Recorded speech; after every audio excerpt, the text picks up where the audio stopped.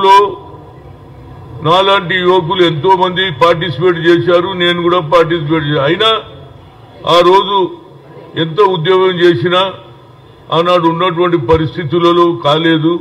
కానీ ప్రజలలో ఆ ఆవేదన, ఆ పట్టుదల అది కొనసాగుతూ వస్తూ ఆఖరుకు 41 మంది శాసనసభ్యులు గెలిచిన తర్వాత సోనియా గాంధీకి లేక్ వ్యూ గెస్ట్ హౌస్ లో ఆమెకు వినతి పత్రం ఇచ్చామా, we want to live as a self respect.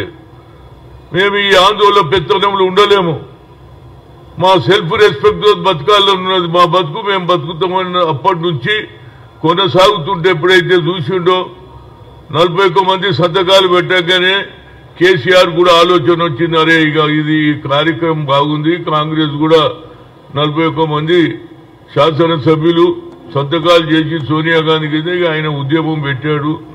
Final గా ఎప్పుడైతే 1200 మంది చనిపోతున్నారో ఆమె తెలుసుకున్నది, ఈ ఆంధ్ర ప్రాంతంలో ఉన్న నాయకులు వ్యతిరేకం చేసినా పర్వాలే, నో మోర్ క్యాజువాలిటీ అని ఆమె తెలంగాణ ఇస్తాన్నది ఇచ్చింది. దాని ప్రతిఫలమే రేపు జరగబోయే తెలంగాణ అవతరోత్సవం సభకు ముఖ్యమంత్రి రేవంత్ రెడ్డి గారు దీనికి సలామీ తీసుకుంటాడు.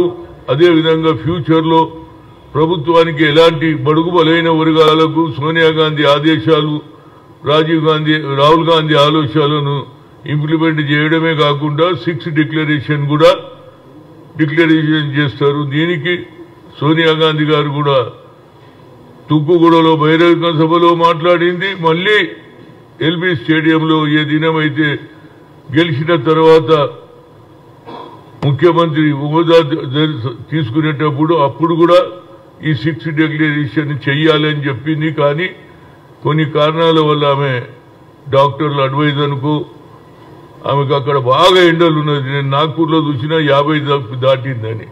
అలాంటి పరిస్థితులు రాకపోయినా ఆమె ఆశీర్వాదం తప్పనిసరిగా తెలంగాణ రాష్ట్ర కేబినెట్కు ఉంటుంది, రేవంత్కు ఉంటుంది, జనానికి ఉంటుంది. అమరవీరులకు కూడా ఎవరైతే సాక్రిఫైస్ చేశారో, మేము కూడా పార్లమెంట్లో బిల్లు పెడితే లోక్సభలో మన పార్లమెంట్ మెంబర్లు, అది పొన్నం ప్రభాకర్ కావచ్చు, మధు యాజకి కావచ్చు, అదేవిధంగా బలరాం నాయక్, అందరు కూడా షెట్కర్ మొదలు పెడితే అందరు కూడా దీనికి మద్దతు ఇవ్వడం, దాని తర్వాతనే రాజ్యసభలో రావడం. రాజ్యసభలో Sushil Kumar సిండి being a home minister ఆయన వీళ్ళు ప్రవేశపెడుతుంటే సుజనా చౌదరి, సీఎం రమేష్ అడ్డుపడడం, ఆ కాగితాలు లాక్కోవాలని ప్రయత్నం చేసే సమయంలో అప్పుడు నేను కూడా అడ్డం పడ్డా, గట్టిగా మందలించినాం. ఆ బిల్లు సోనియా గాంధీ నాకు బయట ఏది లాబీలో కేశవరావు అదేవిధంగా కేసీఆర్ ఇద్దరు కూడా లాబీలో హనుమంతనా గట్టిగా కొట్లాడంటే, నువ్వు చెప్పినందుకు కాదురా బాబు, మా నాయకురాలు చెప్పింది, మేము తప్పక పాస్ చేపిస్తామన్నాం, చేయించినాం, దానివల్లనే ఇవాళ తెలంగాణ వచ్చిందని చెప్తూ తప్పనిసరిగా రేపు జరిగే ఈ తెలంగాణ అభివృద్ధిలో పెద్ద ఎత్తున చేస్తున్నారు. దీనికి కళాకారులు అదేవిధంగా ట్యాంక్ బండ్ మీద చేస్తున్నారు, అందరూ కూడా పెద్ద ఎత్తున ఇది ఒక పండుగ. ఈ తెలంగాణ 2 జూన్ ఒక పండుగలాగా ప్రతి ఒక్కరు కూడా గ్రామాలలో నుంచి వస్తున్నారు.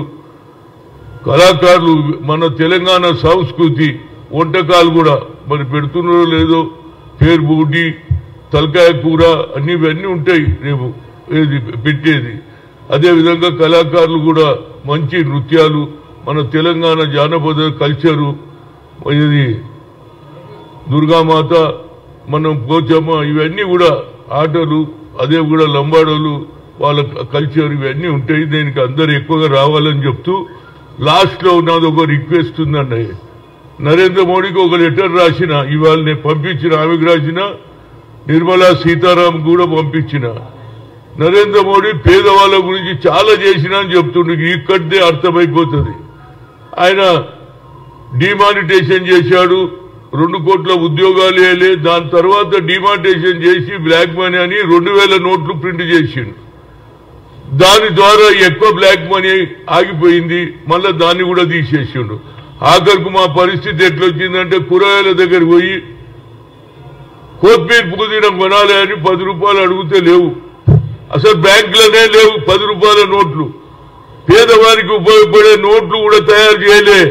కేవలం అగ్రకులాలకు, ఆధిపత్యంకు, కార్పొరేట్ సెక్టర్లకు ఉపయోగించే నోట్లు ప్రింట్ చేశాడు. కానీ పేదవాని అదుపులో ఉన్నటువంటి 10 రూపాయల నోటు ఎక్కడ కనిపిస్తలేదని ఇవాళ పొద్దున్నే శనివారం ఆంజనేయ గుడికి పోతా, ఆ గుడికెళ్ళి బయటకు వచ్చినాక ఎవరికి ఇచ్చేందుకు డబ్బులే లేవు. ఉంటే 50 రూపాయలు, లేకుంటే 100 రూపాయలు. 50 రూపాయలు ఇస్తే రేపు హనుమంతన్న 50 ఇచ్చి 2 రూపాయలు ఇస్తే హనుమంతన్న గాలి తగ్గిందని అనుకుంటున్నాను, అది కూడా ఇవ్వలేదు. కనుక నా ఉద్దేశంలో 10 రూపాయల నోట్లు తప్పనిసరిగా ప్రింట్ చేయాలి, బజార్లో రావాలి. ఏ కిరాణా దుకాణం పోయినా లేదు చాయ్, ఎవడన్నా ఏది పాన్ తిందామన్నా కూడా 10 రూపాయలు నయ్యే. కూరగాయలు కొత్తిమీర పుదీనం కూడా పైసలు లేకుండా అయిపోతుంది. కనుక నరేంద్ర మోడీ గారు అదేవిధంగా నిర్మలా సీతారాంకి ఇద్దరికి లెటర్ రాసినా మీకు పంపిస్తా. ఇది చాలా అన్యాయం. కోటీశ్వర్లకే పట్టం కడుతున్నారు. ఇవాళ కరెక్ట్ గా ధనవంతులు ఈ జరిగే ఇవాళ లాస్ట్ డే, ఇవాళ కూడా ఎలక్షన్ జరుగుతుంది. ఇది ధనవంతులకు పేదవారి నడువే జరిగే ఎన్నిక. దానికే రాహుల్ గాంధీ మొదటి నుంచి బడుగు బలహీన వర్గాల గురించే మాట్లాడుతున్నారు. తప్పనిసరిగా ప్రతి పేదవాడు, ప్రతి బడుగు బలహీన ఎస్సీ కావచ్చు, ఎస్టీ కావచ్చు, మైనార్టీ కాదు, తప్పనిసరిగా ఇండియా కూటమిని గెలిపియాలి. తప్ప ఆయన వస్తే పేదవాళ్ళ భవిష్యత్తు బాగుపడుతుంది. ఎందుకంటే ఇందిరాగాంధీ భూ సంస్కరణ అమలు చేసింది, దున్నేవాడికే భూమి ఇచ్చింది, 20 అంశాల కార్యక్రమం చేసింది. అదేవిధంగా ఆయన మనుమడైనటువంటి రాహుల్ గాంధీ గారు కూడా బడుగు బలహీన వర్గాలను పైకి తెస్తారన్నాడు. జిత్తునా ఇచ్చేదారి ఇత్తి భాగీదారి అన్నాడు. కనుక వాళ్ళ భవిష్యత్తు బాగుండాలంటే ప్రతి ఒక్కరు కూడా ఈ లాస్ట్ ఇయర్ ఇప్పటిదానికి అందరూ కూడా బడుగు బలహీన వర్గాలకి ఎక్కడ చూసినా అక్కే ఇండియా ఇండియా ఇండియా ఇంకా అంటున్నారు. తప్పనిసరిగా ఇండియా కూటమి గెలిస్తే రాహుల్ గాంధీ దేశానికి ప్రధానమంత్రి అయితే బడుగు బలహీన వర్గాలకు లాభం అవుతుంది. ఈ కోటీశ్వర్లకే, అదాని అంబానీలకే లాభం చేశాడు కాబట్టి ప్రజలు గుర్తించారు. కేవలం ఏది రామ జన్మభూమి దాని మీద అయోధ్య అని చెప్పి రాముని పేరు మీదనే ఓట్లు తీసుకుంటారు. కానీ 10 ఏళ్లలో ఒక పేదవానికి కూడా న్యాయం చేయలేదు. పేదవాళ్ళ గురించి ఆలోచన చేసే రాహుల్ గాంధీ ప్రధానమంత్రి అయితే బడుగు బలైన వర్గాలకు న్యాయం జరుగుతుందని మీ ద్వారా చెప్తాను. Thank you very much. अरे उधर दे दे प्रेस वालों को, इधर दूर है नीको